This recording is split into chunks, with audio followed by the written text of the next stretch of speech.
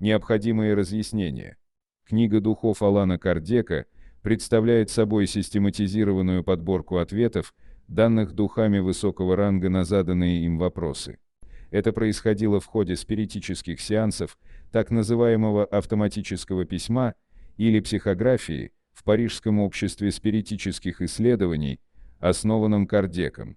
Ответы были получены в самое разное время и через посредство нескольких медиумов. Вопросы задавались в письменной форме и, вероятно, звучали устно. Ответы на них получались письменные, выводимые рукою медиума-психографа. Материал был систематизирован Кардеком и с соответствующими комментариями и дополнениями автора составил первую редакцию книги. Ко второму ее изданию был собран дополнительный материал, критически пересмотрен и переработан текст первого издания. Вторая редакция является окончательной, текст ее воспроизводился в бесчисленных переизданиях и переводах. Как неоднократно указывает автор, текст книги подвергался со стороны духов пристальному контролю, и особенно текст второй редакции был с их стороны предметом нового и самого кропотливого анализа. Структура книги. Книга состоит из 4 частей, двухчастного вступления и заключения. Каждая часть делится на главы. Главы на параграфы, каждый параграф на вопрос-на-ответные пункты. После арабской цифры приводится вопрос, далее в кавычках следует дословный ответ на него, данный духом. Помимо того, вслед за ответом духа, нередко следуют дополнения и комментарии, написанные самим Кардеком. Текст Кардека всегда предваряется пометой примечания, и данные в нем комментарии автора выделены петитом.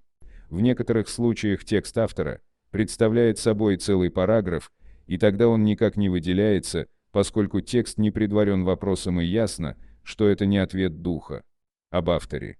Алан Кардек, 1804-1869 годы, по праву считается основателем новейшего спиритизма или духоведения. В оккультном учении спиритизма его, так же как и его продолжателя Леона Дени, 1847-1927 годы, прежде всего интересовала моральная, нравственная сторона. Проблема нравственного совершенствования человека и общества – основа выдвинутого ими учения. В 1858 году Алан Кардек основывает Парижское общество спиритических исследований с собственным программным уставом и «Спиритское обозрение» журнал, выходивший многие годы. Спиритизму Кардек предпослал особую нравственную концепцию и оформил его как учение, основывающееся на существовании, проявлениях и наставлениях, данных духами. Все это нашло достойное выражение в главной его работе «Книга духов», 1857 год. За этой работой последовали другие. «Книга медиумов», 1861, «Евангелие в толковании спиритизма», 1864 и ряд иных. Недостатки книги и ее достоинства. Влияние ее идей. Внимательный читатель без сомнения заметит, что на книге Кардека, хотя она и исходит из объективного по отношению к человечеству источника, лежит до известной степени печать своего времени. Так, в полном согласии с тогдашним уровнем развития науки, здесь трактуются некоторые вопросы естествознания, а электричество понимается как верх возможных достижений в области энергетики. Автор с достаточным почтением интерпретирует некоторые ветхозаветные мифы. Недостаточным и приблизительным выглядит сегодня его антропологическое учение о трехчастной природе человека – тело, перисприт, душа. Учение о перисприте нуждается в углублении и дальнейшем развитии. Сегодняшнему читателю следует понимать, что перисприт весьма неоднороден, он лишь собирательный образ, совокупность других оболочек души, полуматериальных и духовных, вложенных одна в другую и иерархически соподчиненных, в их противопоставлении грубой физической оболочке телу. Разные школы оккультизма так и не определились до сего дня в вопросе о том, сколько же тел имеет душа, помимо физического. Тем не менее, не вызывает сомнения, что их несколько, как минимум 3. 1. Как бы то ни было, читателю необходимо помнить, что духи, знающие значительно больше людей, всегда вынуждены, для того чтобы быть понятыми, говорить языком той человеческой эпохи, с представителями которой они общаются. В данном случае они общались с людьми середины XIX века, и для того чтобы дать им хотя бы приблизительное представление о вопросах, к примеру, естествознания, известных человеку конца века XX, им приходилось прибегать к приблизительному методу аналогии и метафоры. Таким образом, естественно-научная и до известной степени антропологические стороны книги являются на сегодняшний день ее уязвимым местом. Но мы, собственно, и не за этим предлагаем читателю познакомиться с нею. Как уже было сказано, главное, чему Кардек уделяет внимание, после того, как было выяснено, что человек бессмертен, это философские и нравственные аспекты проблемы. И здесь, конечно, Кардек не имеет равных.